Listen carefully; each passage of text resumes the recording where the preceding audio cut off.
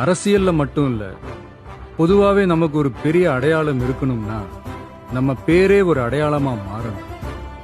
அதுக்கு அப்படி ஒரு பாசிட்டிவ் எனர்ஜி அந்த பேர்ல இருக்கணும். அந்த எனர்ஜியை கொடுக்கறதே அந்த பேர்ல இருக்க வார்த்தைகளோட வலிமை தான். அப்படி ஒரு நேர்மறை அர்த்தமும் நேர்மறை அடர்த்தியும் நேர்மறை அதிர்வும் நேர்மறை வலிமையும் ஒரு சேர கொண்ட ஒரு சொல் இருக்கு. என்னைக்குமே தன்னோட தன்மையை இழக்காத ஒரு சொல்லு.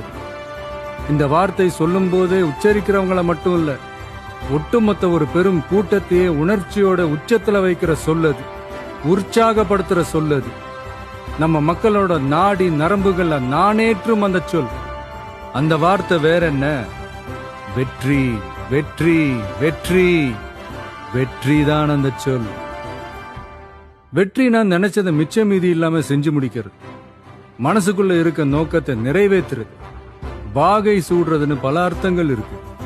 அப்படிப்பட்ட ஒரு வார்த்தை தான் நம்ம கட்சியோட மைய சொல்லாவும் மந்திர சொல்லாவும் மாறி நிக்குது.